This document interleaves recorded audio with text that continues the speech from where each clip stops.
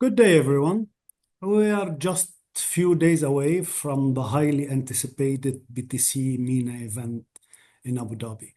The last edition in Nashville was flagged as one of the best Bitcoin events to attend, and this one promises to be as exciting as Nashville. Today, I'm thrilled to have with me Brandon Green, Chief of Staff of BTC Incorporation, to talk about Bitcoin Incredible Year, the upcoming event in Abu Dhabi, and much more. Welcome, Brandon. It's great to have you here.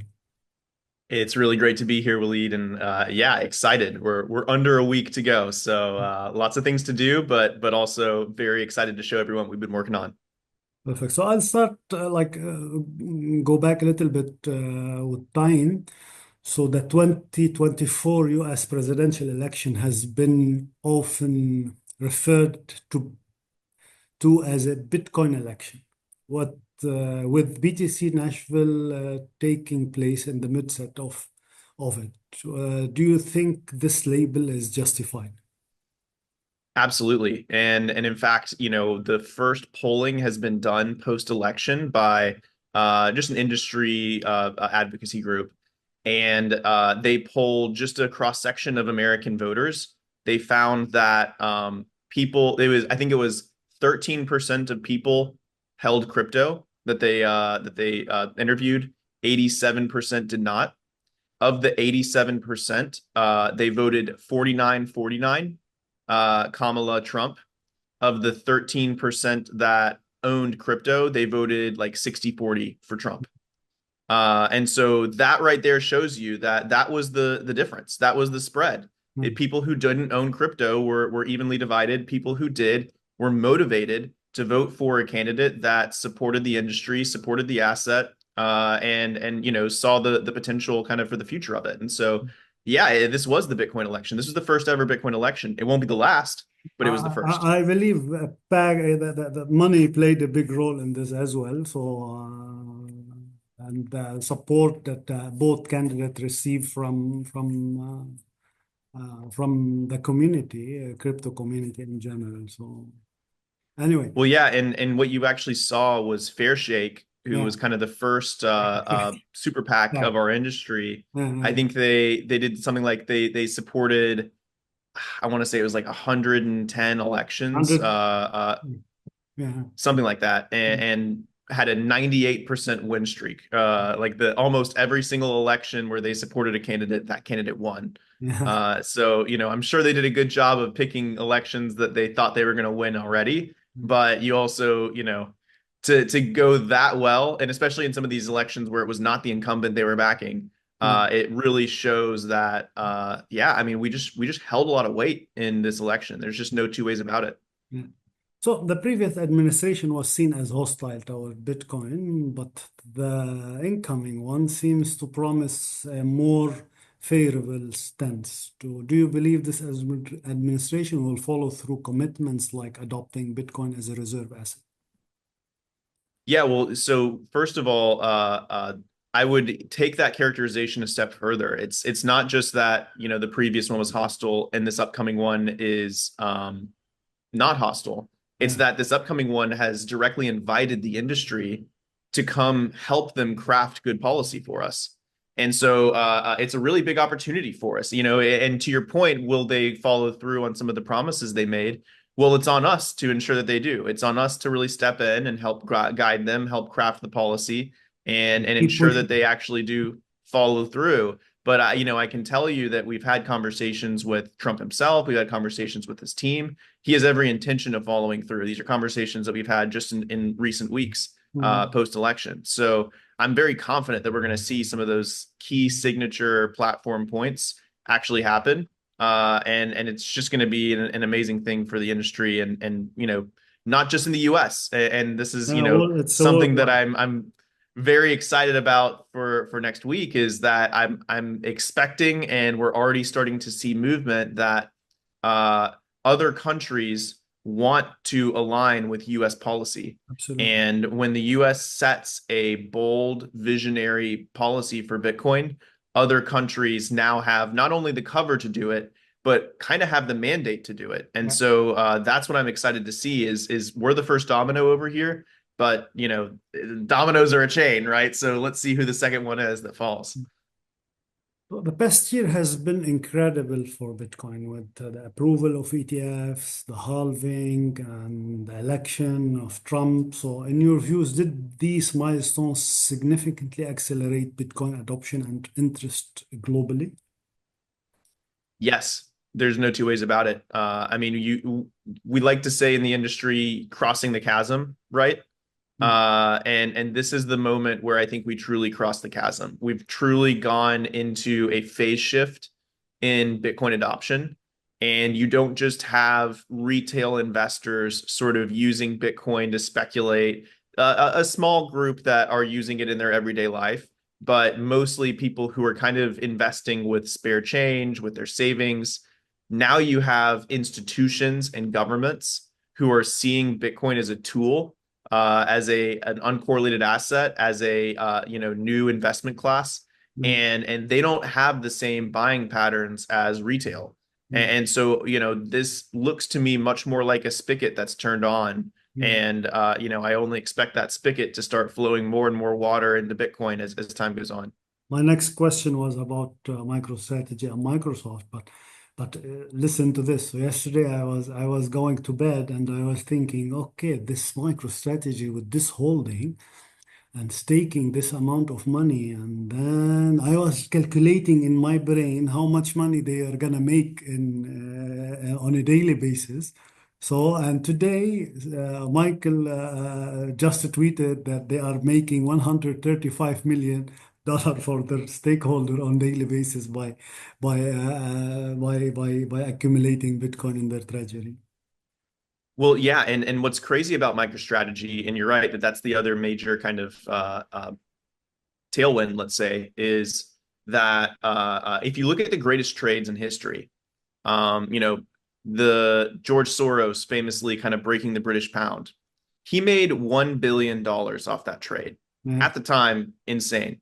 yeah, MicroStrategy and Sailor have already made over $16 billion on their yeah. Bitcoin trade. You're Huge. talking about a more than 10x the Yeah, most famous trade of all time. yeah. And they're just getting started. Like we're just Yeah, in the this is early the stages of beginning. This this is just the market. beginning. So yes, I believe Michael Saylor will go down as one of the greatest investors in the history of the world. There's no two ways about it. Yeah, And the beauty of this is that what he has done and what he's pulled off, he's open sourced. He's encouraged any other company that wants to do this to take the same strategy and run with it. And you're starting to see them do it. And so, yeah. this Do isn't you think this is not Microsoft something will that just follow? works once. Do you think Yeah, this will Microsoft will continue to listen work. to him? Yeah. So no, I mean he's been visionary in this strategy. It's funny, the strategy he's actually implementing was one that was written about back in 2014 by a guy named Pierre Richard and Michael Goldstein in the Nakamoto Institute. And what it really is it's the speculative attack on the dollar, right? This is someone who's basically getting debt and they're using it to buy Bitcoin, Yeah, and they're arbitraging the fact that Bitcoin's going to go up yeah, faster than you have to pay back the debt. It's really just that simple, but he's doing it on a scale that you can only get when you can leverage public market equities. So this is, yeah, he's taking it and he's running with it and he's winning, yeah, yeah, and he's absolutely. going to continue to win. Absolutely. So, and why did BTC Incorporation choose Abu Dhabi for the MENA version of Bitcoin conference? What makes the UAE the right place for this event? So, moving to the conference now. Yeah, absolutely. Well, so there's a couple of things to keep in mind.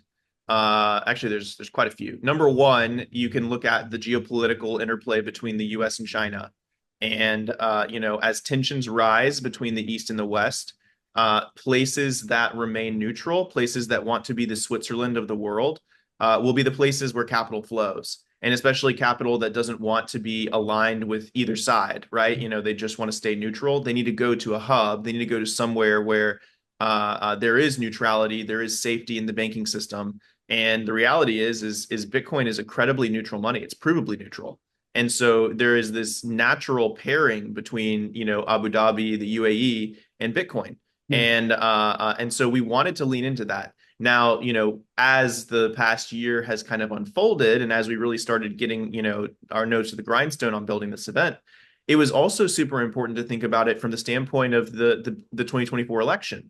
And what you saw there, and this is not exaggerating, because I know all of the CEOs of the industry in the US, they were prepared to move to Dubai and Abu Dhabi the Yeah, second that Kamala won the election. yeah, I That agree. that wasn't hyperbole. Like they had, Yeah, you we know, they had lost. We flown over lost a there, they've lot. been looking at As UAE, we offices. lost. Yeah, and so you know there was this element too where it's like there's a real chance that if this election doesn't go the way we think it will, that you know the actual center of mass of Bitcoin shifts to another country, and I think that the country most poised, most positioned to you know kind of receive that was the UAE. And so there was this also this element of well, let's go there and let's start to facilitate building bridges. Yeah. But then the third sort of reason is if Trump wins back to what we had just talked about, then you're going to be looking for countries who want to align with the U.S. Bitcoin policy. And you know, I believe that the UAE and the GCC in general are countries that are very interested in aligning with bold, visionary, transformational technology policies. And you know, when you have a U.S. country that's putting one out there, it makes it very easy and very let's say low risk to follow fast and to really double down on it. And so, you know, that is kind of the outcome that we're preparing for going into this event. And I'm really excited to see what happens because I do think that we're poised to see a lot of big changes in the region when it comes to Bitcoin very soon.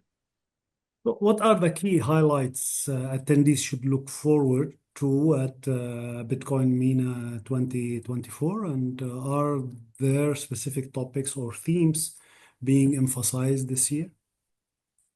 Yeah, well, you know, to just what we were talking about, a major theme is nation state adoption.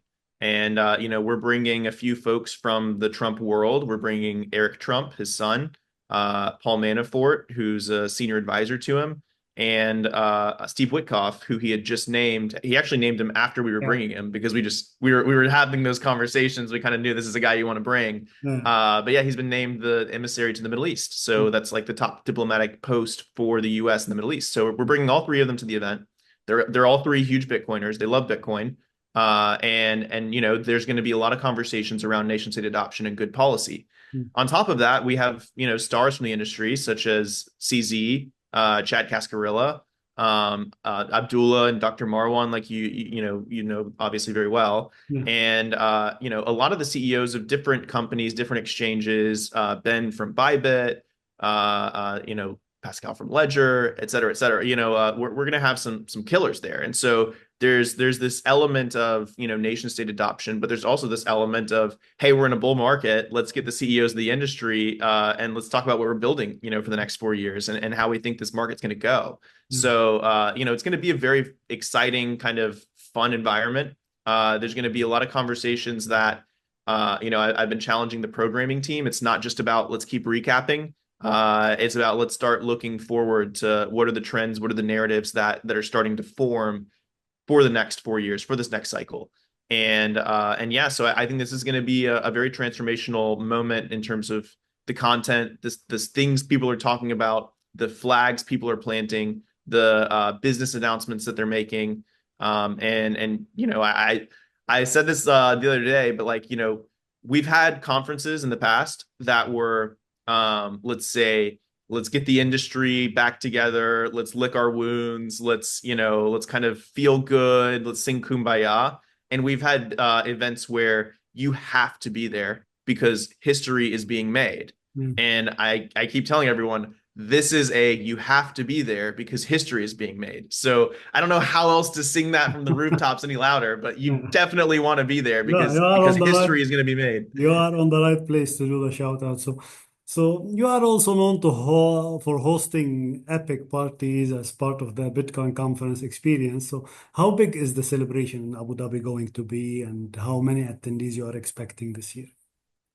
Yeah, so you know, it's a first year event. I think that we're probably going to wind up around 4,000 people. It could be more than that. I mean, you know, I was telling you before we started recording, like we sold 400 tickets yesterday, more than 400 tickets. So this thing's ramping up quickly here at the last stretch. But let's assume 4,000 people, maybe 5,000 when it's all said and done.